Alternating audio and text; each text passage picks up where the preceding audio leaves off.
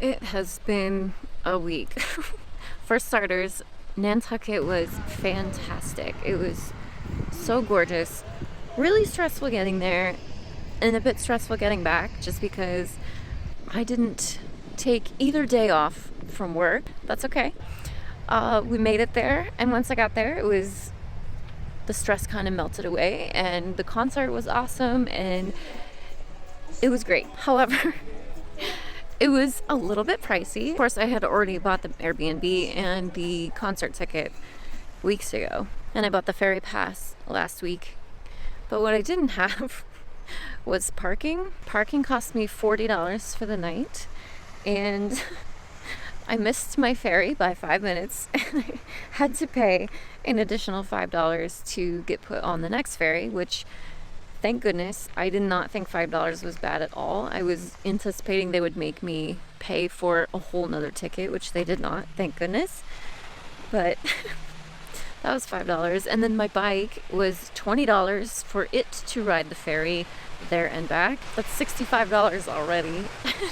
And since I was arriving in the afternoon, I knew I was going to be eating dinner on the island. So luckily I found a vegan place, and it was $28 for a rice bowl with some broccoli and tofu. And I don't remember if that included tip or not. I don't know. We'll just call it 30. But the biggest dumbass financial mistake of the week, not missing my ferry, it was not packing my phone charger. Oh, who does that? And normally I don't care because I'm not on my phone a lot.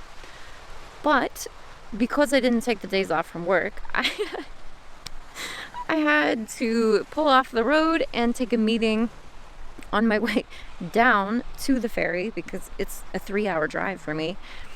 And I had to use my phone to hotspot the whole time, and it was overheated and it wouldn't charge until it cooled down, which it was not able to before I had to get on the ferry. So I had 50% battery by the time I got over there, and I was just worried about not being able to find my car if my phone died before I got back to the mainland because I didn't pay any attention to where I parked, really. I mean, general idea, yes, but I was rushing because I was late for the ferry. Oh, because my GPS couldn't find the parking lot. It kept taking me around town. It was just so ridiculous, but oh well. But who forgets to pack a phone charger? Me. Here I am going to probably the most expensive and bougie place in New England, where you are confined by water, not able to drive further away for cheaper options, needing a phone charger. Sorry, we're on the move. It just stopped raining and everything is soaked, so I can't sit down. So any guess as to how much that phone charger cost me? I was prepared for 50, but luckily 28. Oh my god, that's the last thing I needed. Another phone charger. Don't be like Rachel. So that was my week. Needless to say, even though it was a pay week, I saved a little bit less than I was hoping to. Despite the added expenses, I was still able to set aside $200 from my paycheck, so that's pretty good. I just haven't exactly been sure what to do with it, because what was it, 2 weeks ago I finally finished my last sinking fund, so I don't really have a dedicated thing to save for at the moment other than life. Oh my god, my arm is dying. Sorry if I keep zooming you up my nostril. Ultimately, what I'm going to do with savings from now on is to continue to lump it in with the savings that I had been saving for student loans, which was at $29,000 something. Last we talked about it.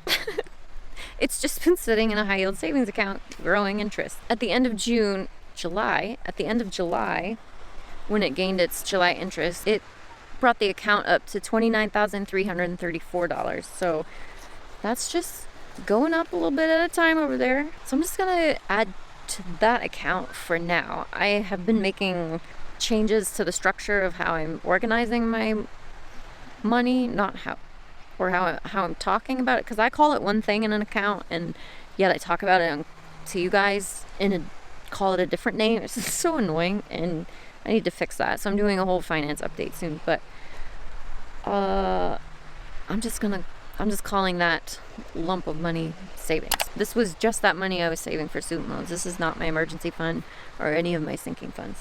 So adding on to the $29,334, I saved $200 from my paycheck this past week. Again, I was hoping to do more, but Nantucket. So that update is from last Thursday. And then 2 days ago, Sunday, I got a notification from YouTube that Carol had sent me $25 in a super thanks option below the videos. Thank you so much, Carol. You're so kind.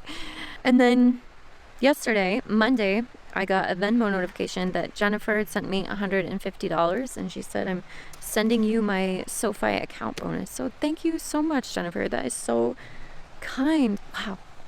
The super thanks I won't get until I get paid out by YouTube next month. I'm not going to match that with my money today. For now, I have put the $200 from my paycheck as well as the $150 from Jennifer into the savings account, bringing that up to $29,684 in savings, which is exciting. But speaking of student loans, there is a change that I just learned about this last week that is blowing my mind that I need to share with you guys because it's huge.